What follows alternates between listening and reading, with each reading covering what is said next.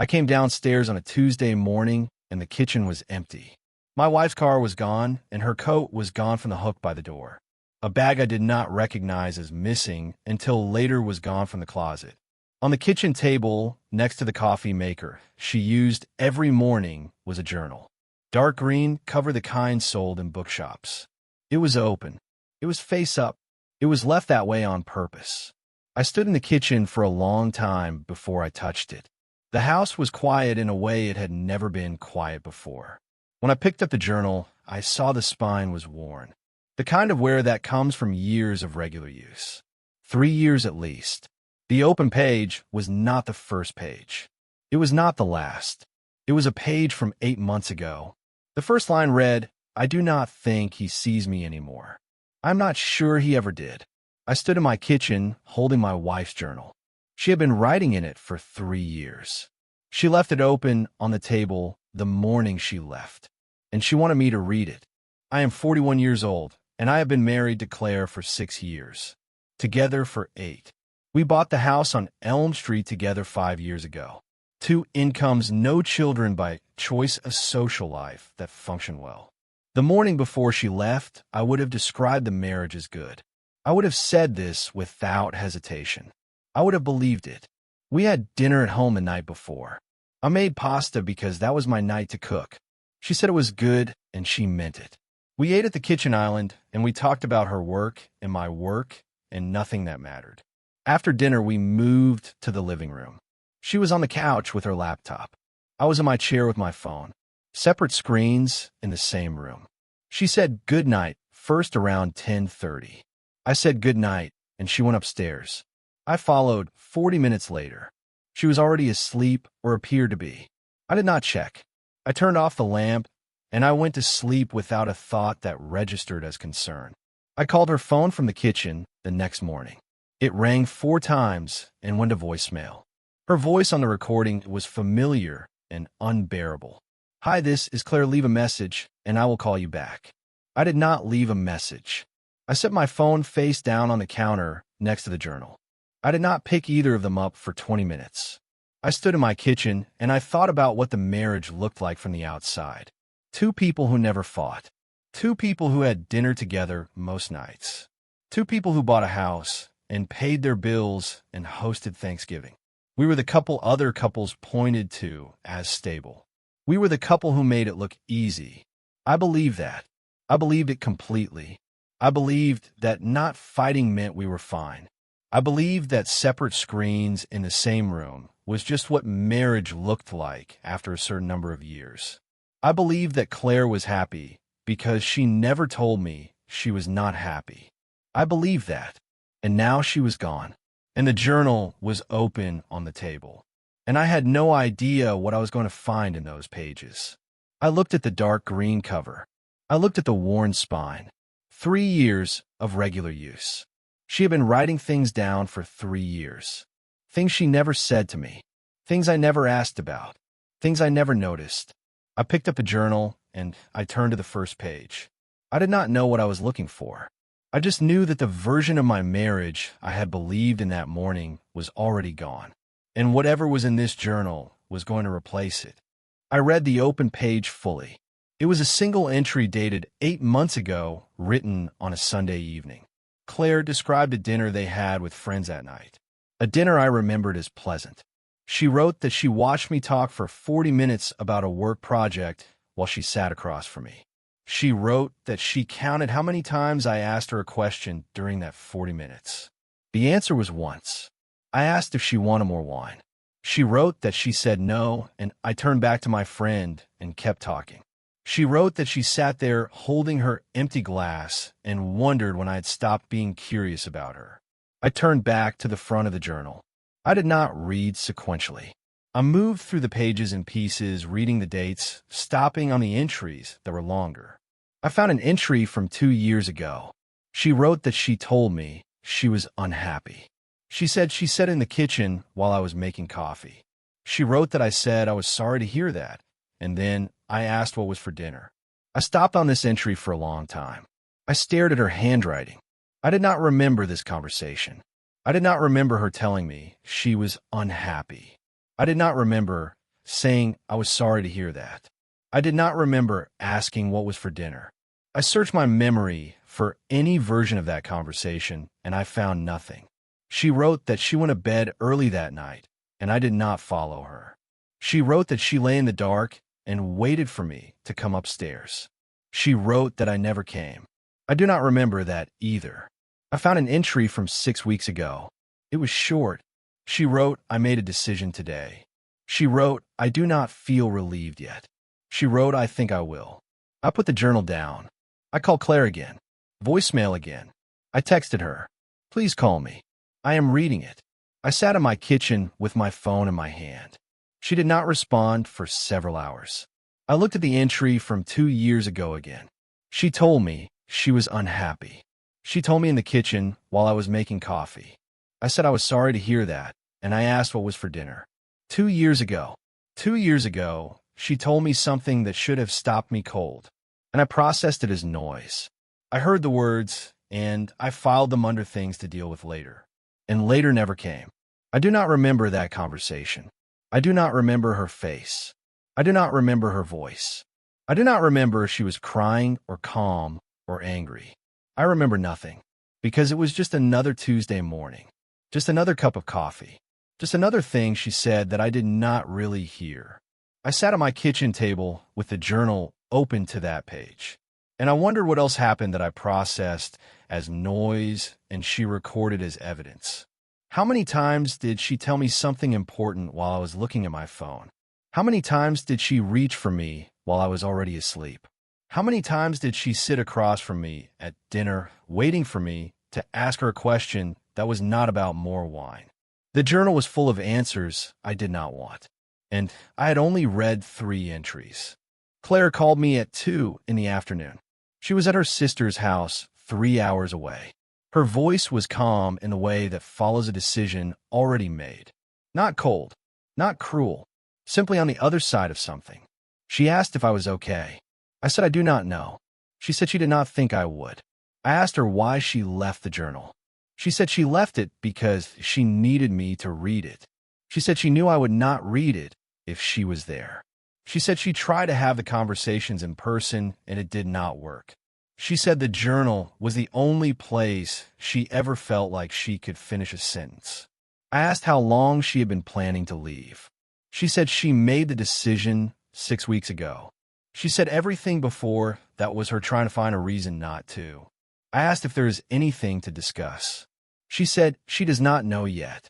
She said she is not calling to end a marriage on this phone call. She said she is not calling to continue it.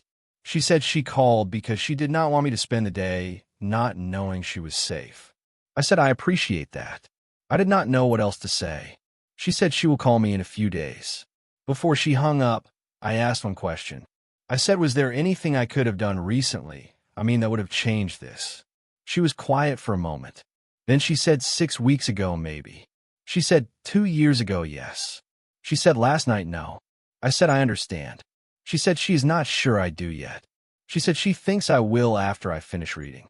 She hung up. I sat in my kitchen with the phone against my ear long after the call ended. 2 years ago. That was the entry I had already read.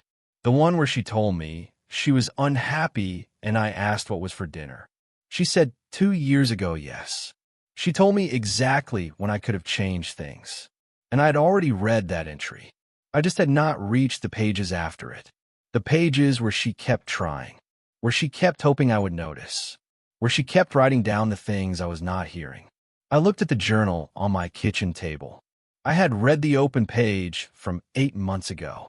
I had read the entry from 2 years ago. I had read the short one from 6 weeks ago where she made the decision. But there were hundreds of pages between those entries. Hundreds of pages of her trying to be heard. And I had not read any of them yet. She said she thought I would understand after I finished reading. She did not say I would forgive myself.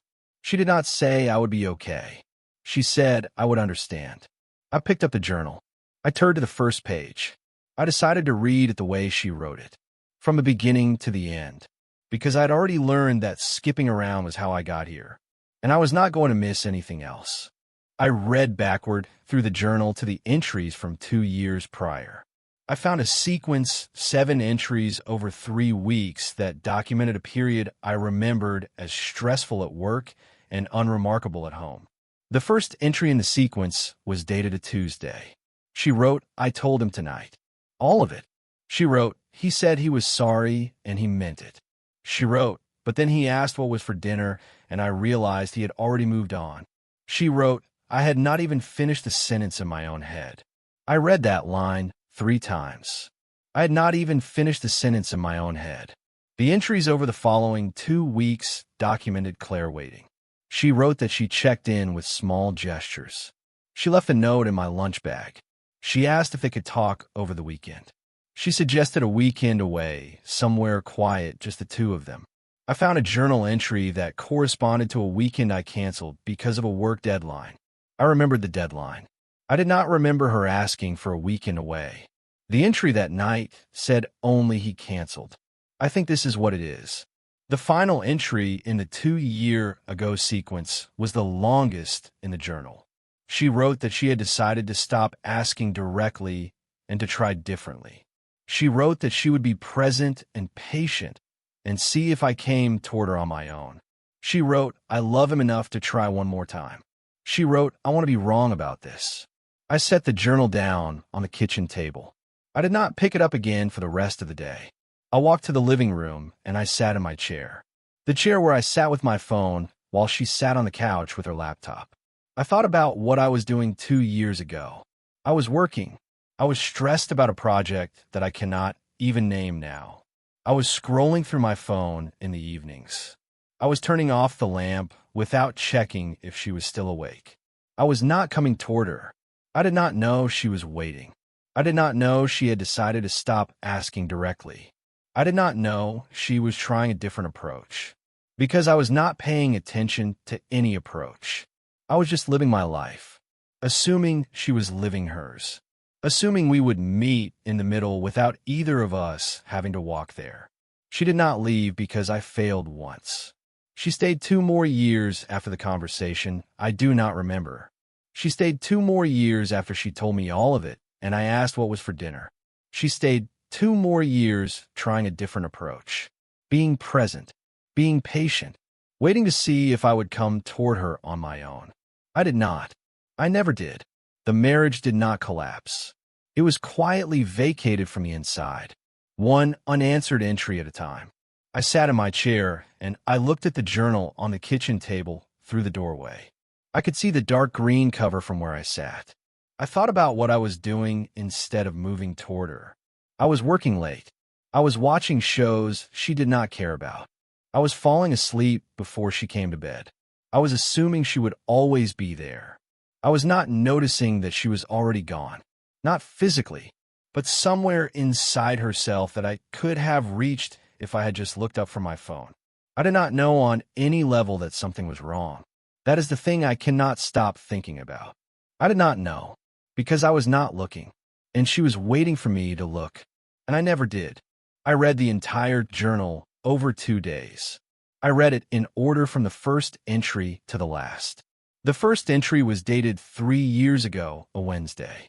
A brief note about a walk she took alone because I was working late again. She wrote that the street was quiet and the air was cold and she wished I had been there. I kept reading. The second day I took no calls except one from my brother. He asked how I was. I said Claire has left and I will explain later. He said he was sorry. I said I know. I kept reading. What the journal contained was not a record of a bad marriage. It was a record of a woman who loved her husband and kept a precise, honest account of what it felt like to need more from him than he gave. There was no entry that described me as unkind. I read every page waiting for her to call me something cruel. She never did. There were dozens of entries that described me as absent. She wrote about dinners where I looked at my phone. She wrote about conversations where I nodded without hearing. She wrote about nights when she lay awake next to me and I slept without knowing. There was an entry from 18 months ago. She wrote he is a good man. She wrote I think that might be the saddest part. I stopped on that entry for a long time. She was right. I was a good man. I paid the bills and I made dinner and I never raised my voice. I was a good man who was not a good husband. And she had been writing that down for 3 years, hoping I would notice, hoping I would change, hoping I would read it someday and understand. I finished the journal on the second evening. I sat at the kitchen table, the same table where it was left. I did not cry until I found the last entry. It was written the night before she left. For sentences. The first sentence said, I have been trying to write this for 3 years. The second sentence said, I am finally ready to stop trying. The third sentence said, I am leaving in the morning. The fourth sentence said, I hope he reads all of it. I hope it is not too late for him to use it somewhere with someone, even if it is not me. I read that sentence 4 times. She did not close the door. She left it open, not for her return. She made that clear. She left it open for the possibility that I could become someone different. Not for her, for myself, for someone else someday. But she would not be there to see it. I sat at my kitchen table with the journal closed in front of me. She had not called back. 2 days, and she had not called back. She said she would call in a few days.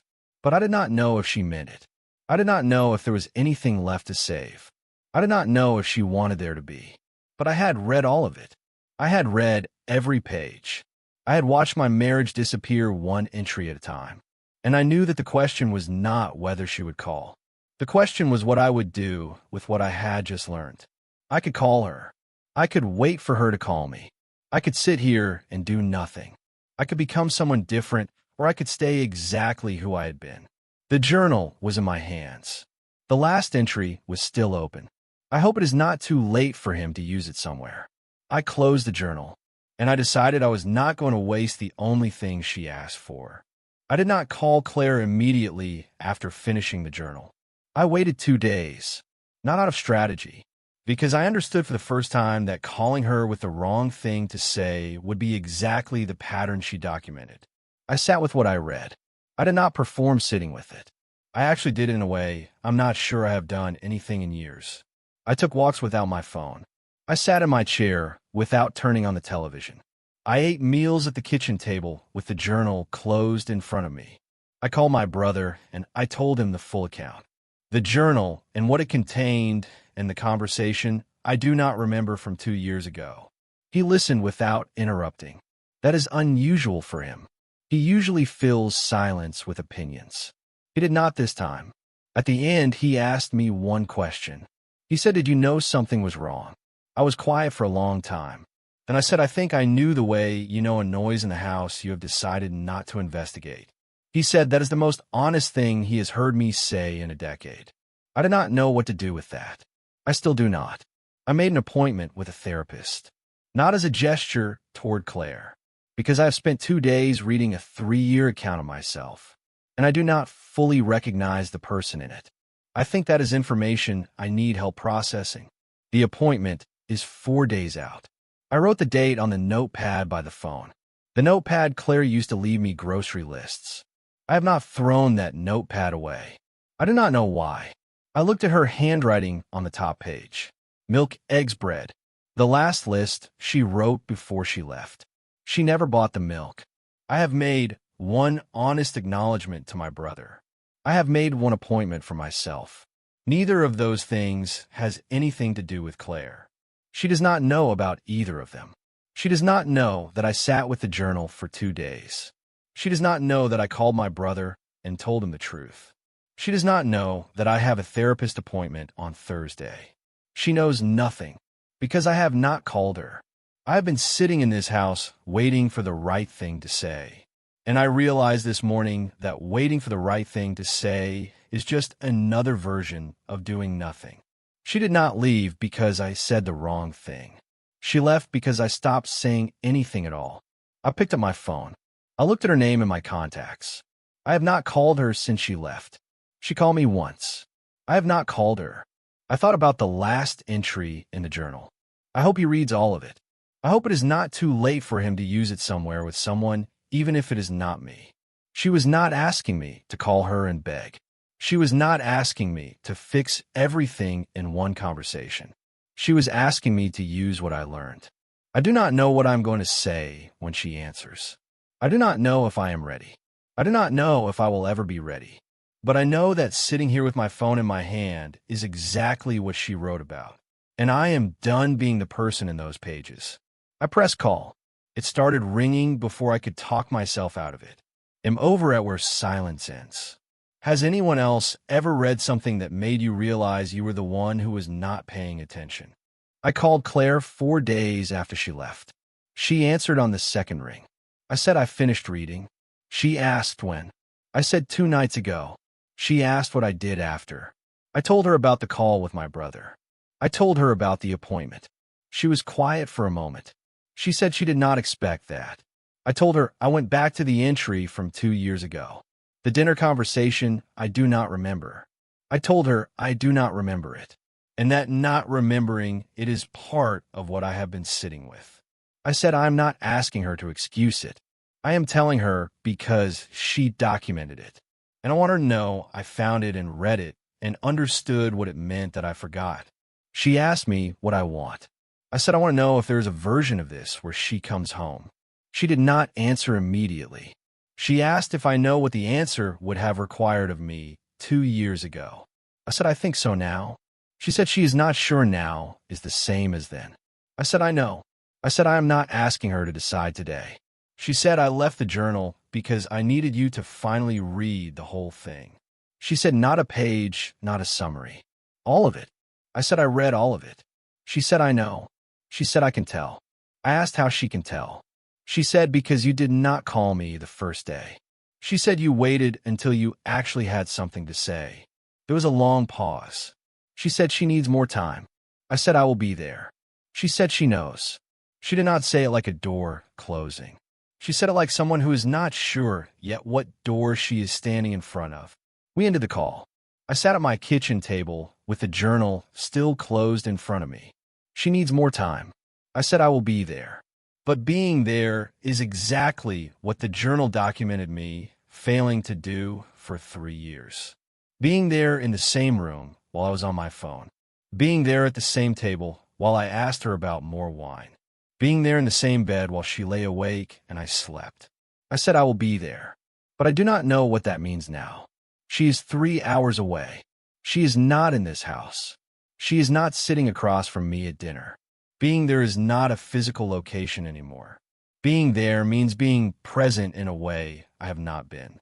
It means remembering what she told me. It means paying attention to what she does not say.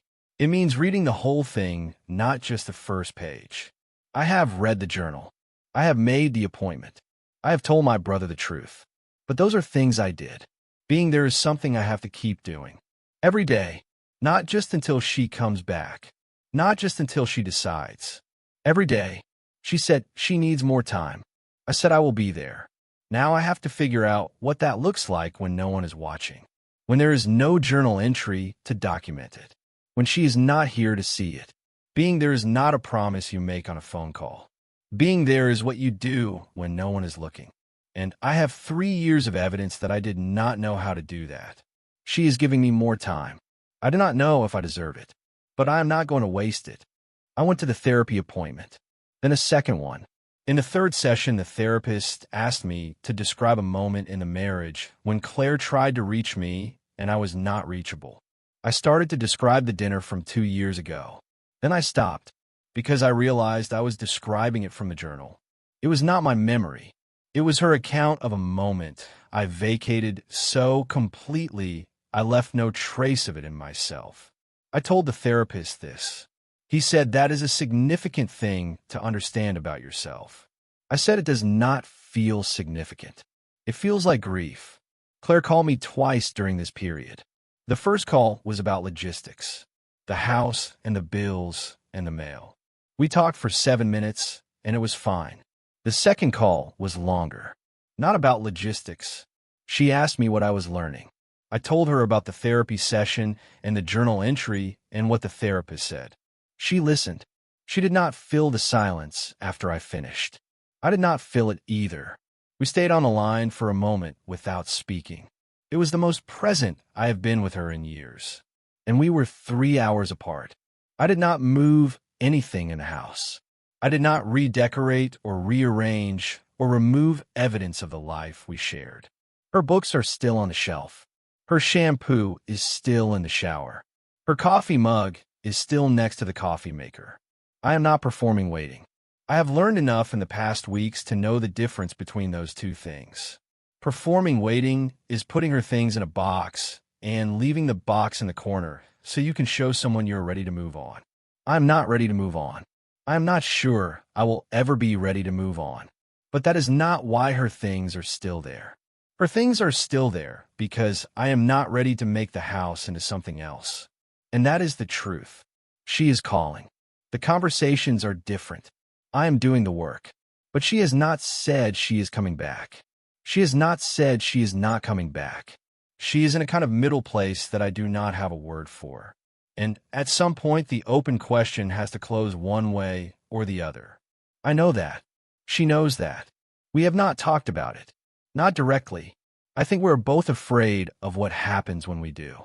If she says she is not coming back, then I have to figure out who I am without her. If she says she is coming back, then she has to figure out if she can trust the person I am becoming. Neither of those is easy. Neither of those is guaranteed. I sit in this house with her books on the shelf and her shampoo in the shower. And I wait. Not the way I used to wait. The way I used to wait was passive. I was waiting for her to tell me what was wrong.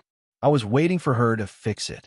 I was waiting for something to change without me having to change it. This waiting is different. I am doing the work. I'm going to therapy. I'm sitting with what I read.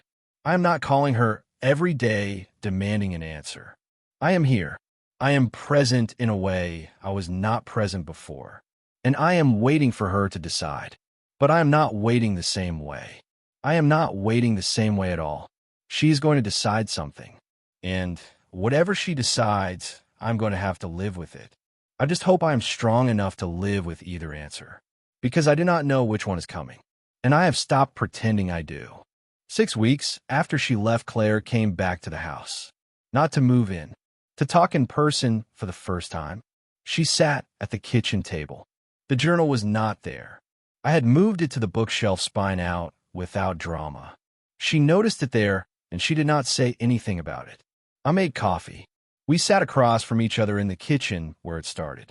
The conversation lasted 3 hours. I am not going to recount what was decided, because what was decided is not the point of what the conversation was. What the conversation was for the first time in our marriage is two people saying what things actually were like. She told me things that are not in the journal, things she never wrote down because she did not need to. They were already finished in her head. I told her things I had not said to the therapist yet, things I was still trying to find words for. The kitchen was the same kitchen, the same table where she left the journal open, the same coffee maker she used every morning. We were not the same people who stood in it 6 weeks ago. We sat there for 3 hours. We talked about the entry from 2 years ago and the entry from 6 weeks ago. We talked about the notepad by the phone with her last grocery list still on it. We talked about what it would take for her to feel safe in this house again. She did not have an answer. I did not have an answer. We sat with that too. Claire did not move back in that night. She did not move back in for some time after. Whether she does eventually is not the ending. The ending is that I put the journal on the bookshelf because it belongs in the house. It is part of the house's history. And I am done being a man who does not know what is happening in his own home. I read one entry each morning for a while, not to punish myself, because it is the most honest account of my life I have ever had access to, and I am not finished learning from it. The entry from 18 months ago still makes me stop. He is a good man. I think that might be the saddest part. I read it differently now than I did the first time. The first time I read it, I thought she was saying I was not enough. Now I think she was saying I was enough to love, but not enough to stay for. And she stayed anyway. For 2 more years. That is what I sit with now. Not what I lost. What I was given and did not see. The journal is on the bookshelf. The house is quiet but not empty. Claire is not here tonight. She might be here tomorrow. She might not. I am learning to be in the house either way. I am learning to pay attention. I am learning to read the whole thing. Not the first page. Not the version I want to see. All of it. I'm over at where silence ends. What did you finally read that you should have read years ago?